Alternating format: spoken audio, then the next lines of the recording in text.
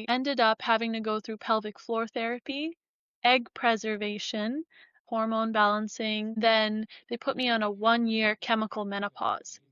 So at my age, I know what it's like not only to have a chronic illness, to have like a very rare form of tumors, on top of that, mood hormone problems, fertility issues, and then a menopause. I also had to figure out here's traditional medicine. I'm a person that's in the industry. Why is it so difficult? If it's that difficult for me, imagine people that have to advocate for themselves. Welcome to Success Reimagined. I am Dr. Amna Shabir, your host on this journey to thrive at the intersection of ambition and wellness. In every episode, I'll help you challenge outdated definitions of success, discover practical tools and strategies for growth without compromising your well-being. I am so glad you've joined me. Let's reimagine what's possible together. Today's guest is someone who truly embodies the intersection of brilliance, beauty, and bold leadership. Akifa Khattak is a healthcare attorney and biotech entrepreneur with advanced degrees in law, health administration, and biotechnology, earning credentials from Cornell, Johns Hopkins, and Harvard. She's also one of the top finalists for Miss Universe Pakistan, bringing together both purpose and presence to the global stage. Akifa, welcome to the podcast. I'm so excited to explore your journey with you. Thank you for having me. I'm excited to get into the questions. You've got this incredibly rich background in law, health administration, and biotech. What inspired you to start your FemTech company, and how does it tie into this bigger mission you're trying to advance in women's health? I started Her Health AI with my co-founders, Dr. Marina Andreas, Dr. Mauricio Abrao, and Data Life, because of my own case. I am a endometriosis patient, and I went through quite a gambit of women's health issues all at once. And so actually in my mid 20s, I got diagnosed with endometriosis. It actually took quite a lot to even get there because, as you know, the diagnostic isn't as clear as other diseases. It's, heavy menstrual symptoms, etc. Once I got diagnosed, I had a case not found in medical history. So I actually had 3 surgeries in 6 months, had about 32 specimens, went all over the country seeking some of the best care in some of the best academic institutions, and they told me, Akifah, we've never seen your case before. We don't really know how to help you. And it also was correlated with a very rare kind of cancer. So, with that being said, at that age, and you don't know how fast all of this is going to progress, what's going to be your future, when you're trying to establish yourself in your career, in your personal life, it's quite a bomb. And so I actually was a patient of Dr. Mauricio Abrao in Brazil because they actually were quite advanced with women's health over there. After that, I ended up having to go through pelvic floor therapy, egg preservation. I also had to deal with hormone balancing, and then they put me on a 1-year chemical menopause. So at my age, I know what it's like not only to have a chronic illness, to have like a very rare form of tumors, on top of that, mood hormone problems, fertility issues, and then a menopause. So I had bone density issues. I also had brain fog, all types of things. I also had to figure out here's traditional medicine. I'm a person that's in the industry. Why is it so difficult? If it's that difficult for me, imagine people that have to advocate for themselves. So whether it's financial, because of course, when you're a patient, there's a huge financial cost, and access. So because of this, I started up Codiva and Her Health AI. Codiva is a holistic approach for women's health supplement, where it's a one-stop shop where you can get all the different things included. And the reason I started that was with a physician is because I didn't want to take 20 pills of, fish oil, glutathione, all these different kind of things. So I decided, okay, let's make the solution. Let's put it in one. The second thing is the FemTech company, Her Health AI, where we are diagnosing endometriosis non-invasively. And not only non-invasively, but also providing surgical mapping of the lesions. And why is that important? 200 million women suffer with endometriosis worldwide. Its diagnostic timeline is 10 years. 50% of women have had suicidal ideation, and it's a top 10 most painful diseases. And currently, you can only truly get diagnosed through surgery. And we're trying to say, look, that shouldn't be the case for all these women. Its prevalence is like diabetes, so let's help this disease. So it's turning your pain into purpose. There's so much there in what you shared. I mean, I am trying to walk and reflect in your journey alongside you and as a physician as a patient. Yes, absolutely. We can do such a better job of communication and advocating, as well as caring for our physicians, which I talk about quite a bit.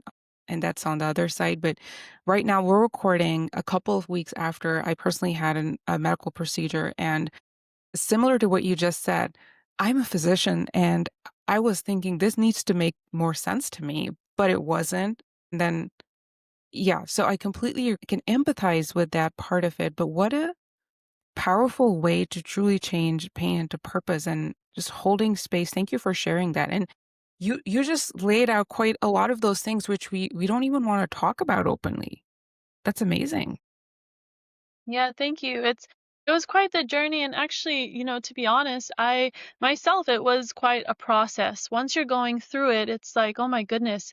And I think it really touches my heart because I come from a medical background, in the industry, and this is what we do, like provider, clinician side, executive side. I also work with the White House with reimbursement as well for women's health, trying to promote technologies for women's health, have better access. But when you're going through it, and unfortunately, sometimes it's not a matter of if, it's a matter of when, because everybody at some point might have a health issue. It's having allotted opportunities and resources to get through that, and it's ultimately saving lives. Now, especially with me and the cancer, at such a young age, you're looking at all these different things, and people don't even see how it affects your personal life. For me, at the relationship I had at the time, it affected that as well. So people will say, okay, now you have to go into a caregiving role. Or, for example, I had amazing brothers, and my mom is also phenomenal. That's without saying, So, but I had male support of the wellness of Akifah, meaning that I obviously didn't share every single intimate detail, but my family was like, okay, this girl's clearly sick. It's a woman's health issue. Instead of saying, don't talk about it, etc., they were very invested in how can we get Akifa better, helping with the house, helping financially, helping all types. And I think men being supportive and having your partner, whether it's a husband or family member, it's very important.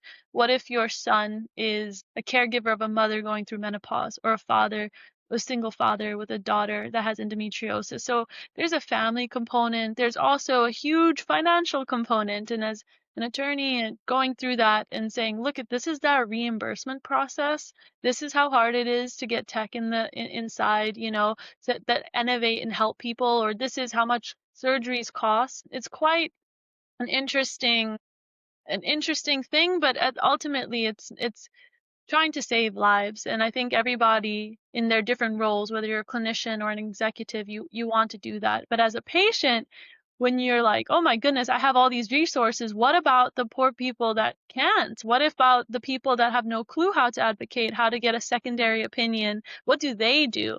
And I think it's part of our duty to be, when you're inside this kind of industry, to pay it forward. So that was my approach, and those are the concerns that keep me up at night.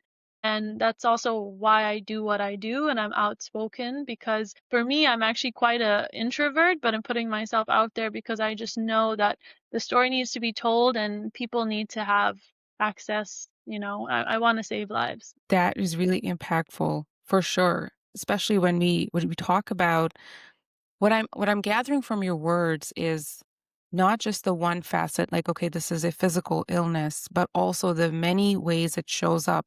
It might be what I would say, some people would say, just endometriosis, but look at how it is impacting your life choices, how it's impacting your mental health, how it has impacted the trajectory of your life, right? And then you're absolutely correct that you, even in the best case scenario, with all the support, this is so hard.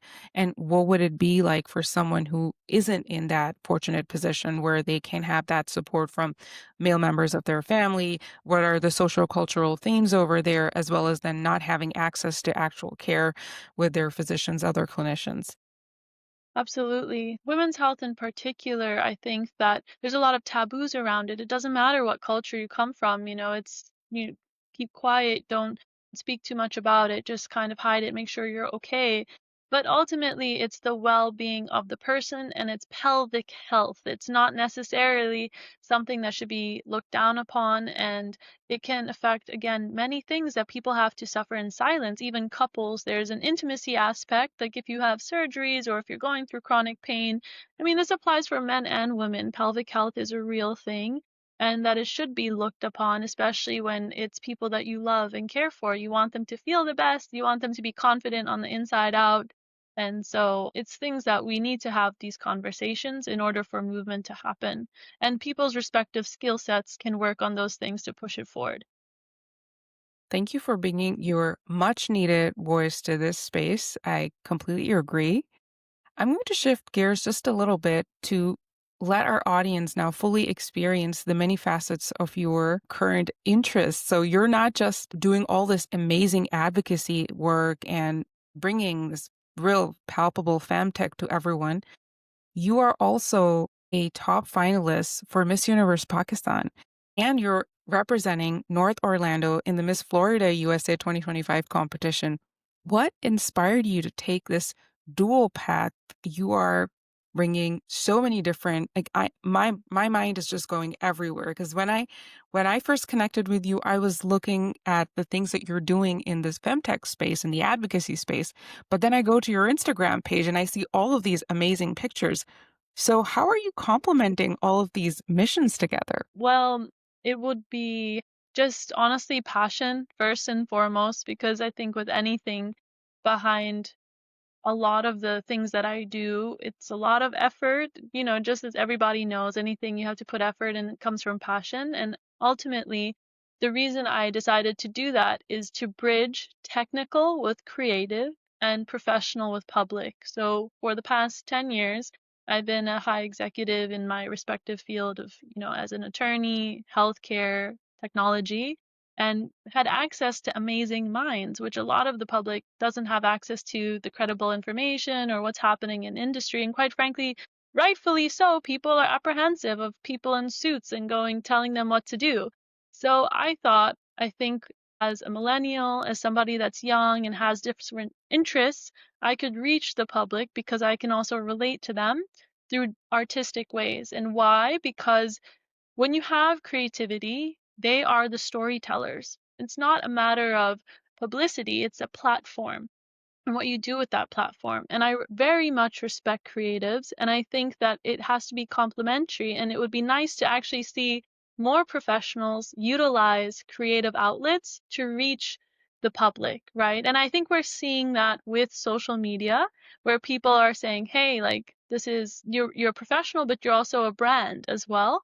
And I respect that. I think that's part of the connectivity that's positive. And so with Passion Tree, you are a representative, you are a ambassador, a diplomat, and I have so much respect for these girls because it's essentially like training for the Olympics, actually. Your dietary lifestyle, your workouts, training in these heels. I mean, people will say you train for 4 years in the Olympics for 30 seconds, maybe running, right? Likewise, you're on a global stage representing countries, you're representing what you stand for. These women have dedicated themselves for excellence to show other girls that, you can be a queen. And what does that mean? It means that you have your platform, your career, you are outspoken in what your community.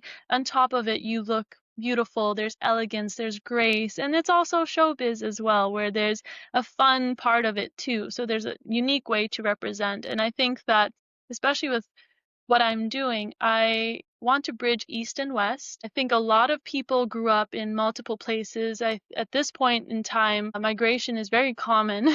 given various different reasons. I also briefly grew up in Zimbabwe as well. So I've seen Africa, I've seen Pakistan, I've seen the US, traveled, and you'll find yourself in a mix of cultures. And so with that, I wanted to utilize my voice. Pageantry was the perfect way to do so. I did Miss Florida USA top 15 there. And then I was very, very lucky and had the privilege and honor of participating in Miss Universe Pakistan. And 1 billion people watch the Miss Universe annually. The winner, whoever that is, and I'll support whoever that is, especially Pakistan is very dear to my heart and it's my way of giving back. I would hope that they just go out and kill it and have fun and show them what Pakistani women are made of, that we don't only have intellect, but there shouldn't be a suppression of expression to say that we are better together and let's thrive. Pakistan's known for their hospitality, so let us come together and have tourism and people that want to get more involved, showcase our singers, showcase our professionals, right? And I think with that will then come innovation, and then it will come many different positive outlets for people. So I'm grateful to be one person, to be a part of it, to say, if you can see me, you can be me. And, if you have a skill set and a tool, just go for it. I'm here to say that be authentically, unapologetically yourself. And hopefully that will not only provide you contentment, but there will be an audience that's ready to listen. Using your platform with grace and elegance. Very, very well said. Now, with all of this platform and spotlight, and you've said so many wonderful things, comes a lot of attention. And then you're thinking, I study perfectionism and I've interviewed many high achievers and researchers surrounding this topic, and I couldn't let this conversation go without bringing that up. So have you struggled with perfectionism? How does this feel like when you are in the limelight and all this pressure to look a certain way, to speak a certain way? How are you handling all of this? And Well, I think with professionalism, geez, let's see, I'm imperfectly perfect. There you go. That's a perfect example there.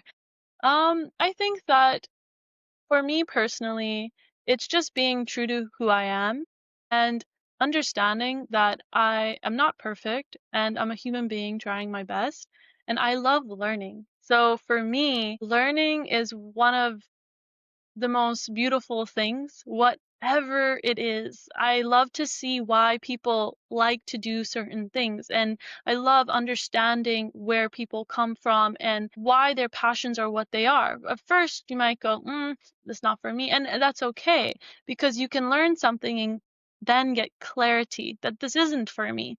And what do I enjoy? What do I like? But with perfectionism, it's also making mistakes.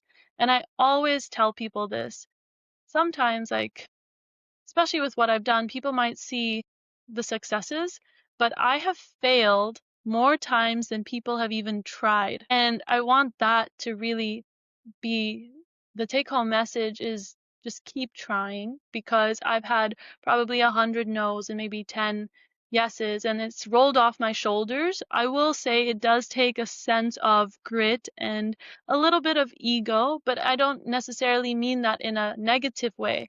I mean it that you have to believe in yourself and your vision. And of course, you take what mentors say and things like that. But in terms of perfectionism, when you are just striving in what you love, you will get a lot of naysayers, but let that fuel you and be true to who you are ultimately. That's what I say to all of that. powerful. Now, the podcast name is Success Reimagined. So, how have you reimagined success for yourself after that profound journey through different cultures, different countries, different sectors? For me, there's a really beautiful phrase I always say, which is true wealth is contentment of the soul. So I think that success is when you are in contentment with whatever that is, whatever your situation is. Because at one point, success to me was literally not being bedbound, having chronic illness and having to fight my health battle, right? It was just getting healthy was success. And in terms of different areas in life, success can look differently to different people. Some people have values that they prefer and they value certain things over others. And there's nothing wrong with that. But that's what makes the different paths for people and different chapters. So for me, success is when you're not giving up, you're true to who you are, and you're able to be authentically yourself in what you decide to do. For me, it happens to be, I feel like, given the life I've gotten, seeing what I've seen, I have this deep sense of responsibility to pay it forward and utilize I always say this, when I pass away, I want to be known for a legacy that I'm limitless, but more so, not even an ego aspect of it.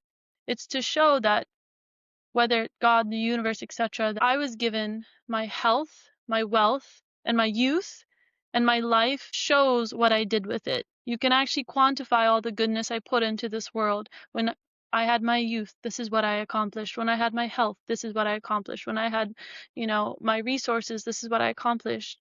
And it's to pay it forward to other people. It's to inspire people not to be me, but to show that, if I can do it, you can do it too in your respective field, in your respective interests, and my interests will change, and so I think that success means a lot to different people, and there's also different areas in your life too. For example, we all have different cups, I think is a good way to visualize this. You have your relationship cup, you have your friendship cup, ambition and career, spirituality, health and fitness. And sometimes in life, you cannot have all of them equal, so you have to pour a little more attention in one or the other. And you might go and sit back and go, "Ugh, life is so great, but why do I not feel fulfilled?" And so well, I put so much attention into my career cup, I'm lacking in my friendship cup, or I put so much into my relationship cup, I'm lacking my ambition cup or my spirituality cup. So it's having the balance throughout life. And so success looks differently for what's needed for that person at that time. But I think ultimately it's contentment in whatever you're doing and where you're at. Thank you for that wonderful reflection. And I will say this is a very different perspective that I've heard so far in terms of looking at success through the lens of legacy and the way you've broken it down into multiple buckets. I love that. Akifa, how can my audience learn more about your amazing work? How can we support the causes that you're leading and connect with you? I would say first and foremost, thank you for having me. And any kind of support would be very helpful. Following Instagram, following all the different ventures, whether it's Her Health AI, Codiva, Miss Universe, all of those different things. I mean, it's fun to also keep up with this. You become a fan, especially with Pageantry, but that would be nice. Also, for those that feel comfortable, any kind of financial support for Her Health AI, so that way we're able to run our clinical trials. That would mean a lot as well to get this tech out there for people. And just hopefully I am one person to brighten someone's day and to say that don't give up, go for it, be unapologetically yourself, and just have that grit to not worry too much what other people think and understand that your path is written for you. So some people won't understand it, but just keep on going. On that extremely tenacious and inspiring note, we will pause this recording and I will add all the links that Akif has mentioned in the show notes. You'll have access to it. Thank you so much for your time today. Thank you so much. You might believe you don't have the time or energy to focus on yourself, but this is exactly the right time to get serious about your well-being. You don't have to do it all alone. I'm here to help. If you enjoyed this video and are ready to take the next step, head over to dramneshabir.com where you'll find free resources you can access right away. The website link is below. Let's get started on your path to thriving.